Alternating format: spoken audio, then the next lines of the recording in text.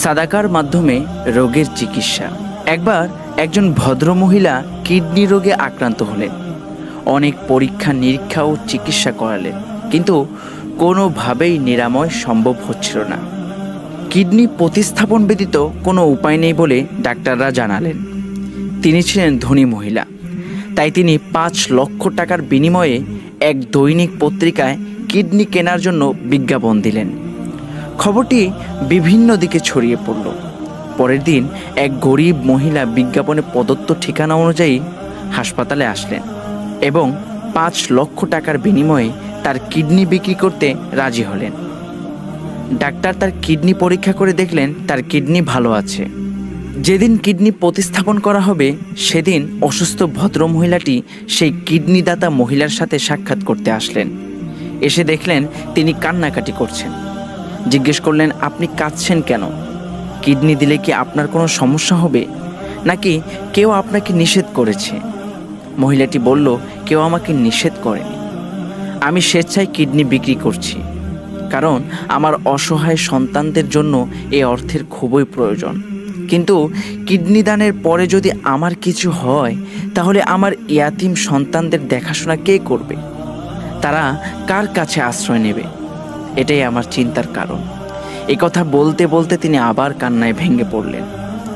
তার অবস্থা দেখে অসুস্থ মহিলাটি কিছুক্ষণ ভাবলেন, তারপর শান্তভাবে বললেন, চিন্তা করবেন না বোন, আপনাকে কিডনি দিতে হবে না। কিডনি বিক্রি করে আপনি যত টাকা পেতেন সেই পরিমাণ টাকা আমি আপনাকে দিয়ে দিব। বিনিময়ে আমাকে কোনো কিছু দিতে হবে না। গরিব মহিলাটি যেন নিজের কানকে বিশ্বাস করতে পারছিলেন না। কান্নার পরিবর্তে তার চোখে আনন্দাশ্রু দেখা দিল।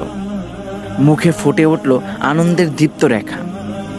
অসুস্থ বোনের প্রতি তিনি অনেক কৃতজ্ঞতা প্রকাশ করলেন এবং তার সুস্থতার জন্য আল্লাহর কাছে প্রাণ খুলে দোয়া করলেন। অসুস্থ মহিলাটি হাসপাতাল থেকে ফিরে এলেন।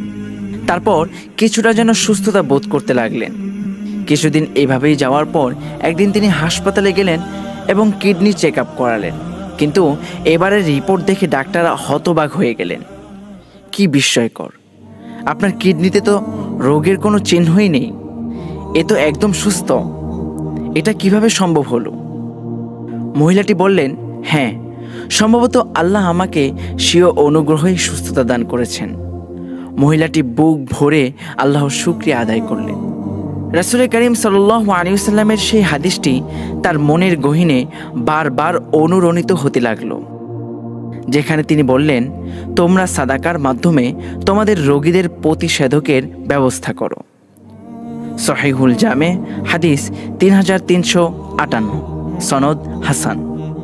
তিনি আরও বলেন, যে ব্যক্তি কোনো অসচ্ছল ব্যক্তিকে অবকাশ দিবে, দুনিয়া ও আখিরাতে আল্লাহ তার সাথে সহজ ব্যবহার করবেন। ইবনু মাজা হাদিস 2417, সনদ সহিহ।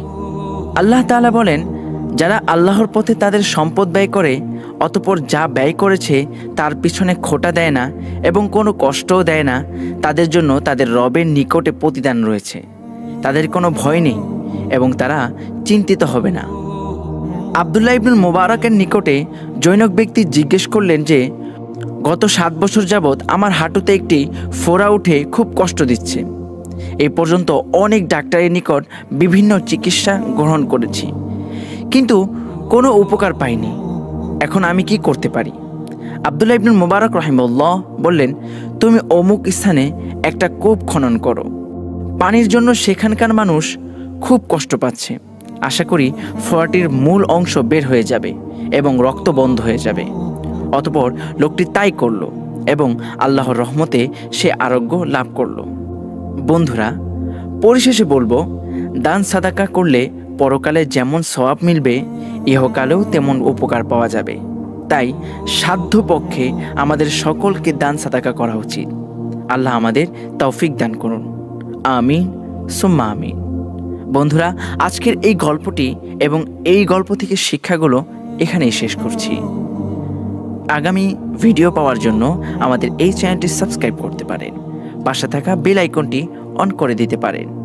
শেষ করছি। আল্লাহ হাফেজ।